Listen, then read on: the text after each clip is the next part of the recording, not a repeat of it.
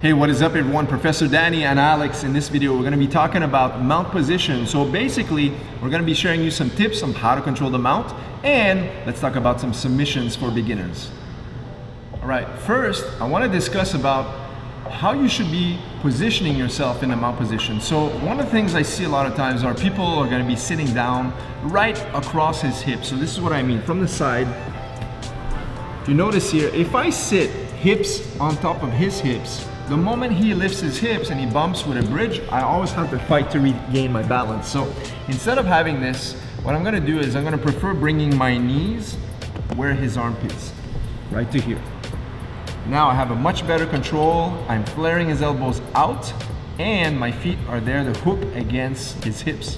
So this is a good position here for me to maintain. Now, let's talk about this position with the legs. Is I don't wanna have a full tight squeeze. Reason being is, if I fight to squeeze the position and he just turns onto his stomach, what's gonna happen now, my leg gets stuck underneath his body and I'll lose that position. So instead of fighting, I always want to be dynamic. So what I mean by this is, I'll have a tight squeeze, but also be very flexible in the sense that if he starts to turn in this direction, I want to be able to give him just enough space to capitalize on his mistake if he does turn to his stomach. Okay, let's go back, Alex. In the last part, we talked about knees, we talked about position here. The last part is my hands. All right, so my hands, I'll prefer to have them down onto the ground as such.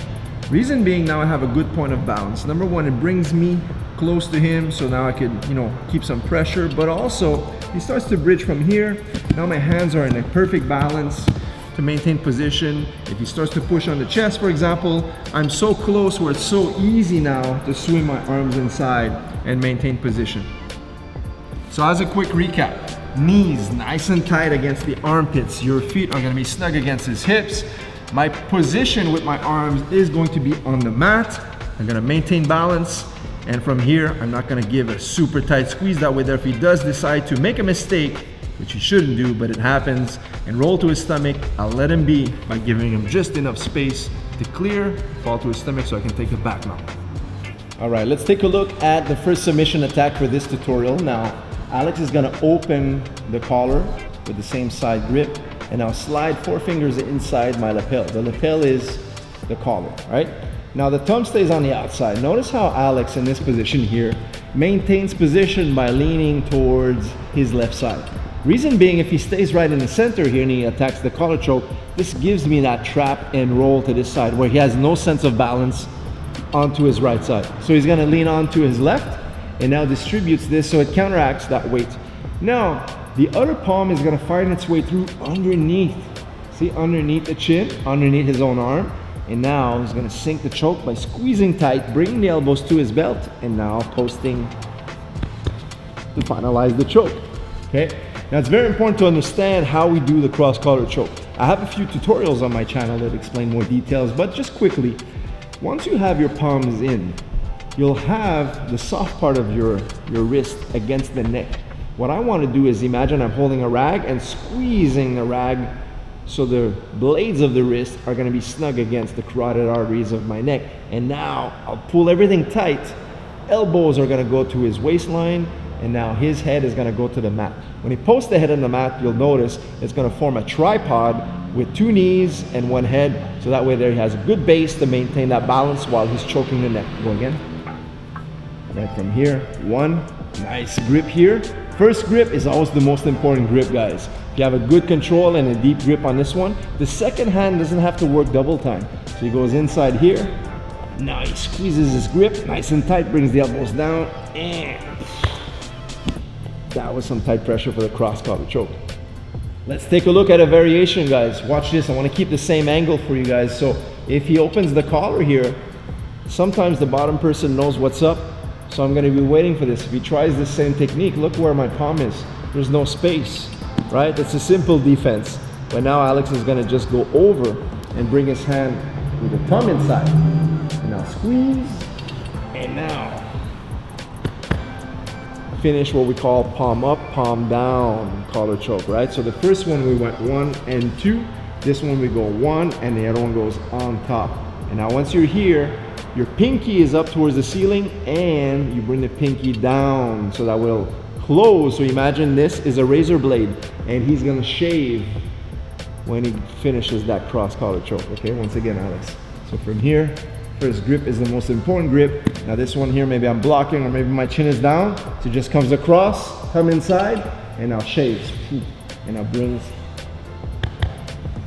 back the pressure with that tripod. In this third technique, we're gonna be attacking the arm lock. So this one is gonna be called the Americana, where we're gonna attack the shoulder. So Alex is gonna pin the wrist and bring this to the mat. It's very important on this technique to ensure my hand is onto the ground. Why is that? Because every time we're fighting up in the air here, I have a chance of being stronger than he is. But the moment you pin the opponent's arm to the ground, it's much more difficult for me to try to fight off. Now he's gonna pin my head by framing his elbow on this angle right here. Now I can't reach to try to defend that grip. Now he swims his hand inside, grabs his own wrist, and the moment he has this, he ensures my palm, my hand is snug against the ground, raises the elbow off the mat, and slides downwards. Very good. This is a really good, effective technique that I like to teach beginners. So once again, let's take a look at this one. This is a key lock, or also known as the Americana lock. Now it's important to frame here so I can't turn. Underhook and grab your own wrist. Now from here, curl, 5 fingers on the outside, and now he raises and slides. In this last technique for this video, what I want to teach you guys is a basic armbar. Now there's many variations. Armbar is one of those techniques I like to show different setups for. This time in this technique, what we're going to do is maybe I'm trying to press my way out. And this is a huge mistake that I would do. But we're going to capitalize by pressing and leaning most of our weight on the opponent's chest. What I want Alex to do is turn the corner by placing his legs snug against my arm that he's going to be attacking. Now notice 2 things. Number 1, the foot is at the armpit, so there's not a lot of space for me to try to escape on this section. And the second thing is going to be his lap or his knee is snug against my head and my shoulder here. So now it makes it almost impossible for me to escape my arm, which he's going to do by trapping it, grabbing a hold of his own lapel, and ensuring my arm stays straight along the line of his body. Now the only escape that I might try to do would be to turn in this direction, but if I do, I'm still giving him that arm bar. If I try to turn on this side, that makes it almost impossible. So to ensure this, he's gonna press on my chin and make me look away and pass his leg. And that is the straight arm bar. So now one more time, we're gonna look at this motion as Alex seizes the position. He turns to the side. Now take a look here how Alex's leg is snug against my arm. The mistake that people do here is they'll sit too far away, and that gives me enough room to start to put my elbow down to the ground. So what Alex will do is isolate my arm so there's no space for me to turn, trap the wrist, press onto my head, and pass the leg.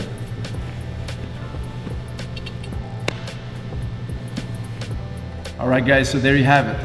Some basic tips on how to maintain control in your mount position, as well as 4 beginner level attacks you can use from there for your jiu-jitsu. Guys, we hope you enjoyed this content. Don't forget, if you're new here, subscribe to this channel for more jiu-jitsu videos just like this one. Leave us a thumbs up while you're at it, and see you guys in the next jiu-jitsu video. Take care.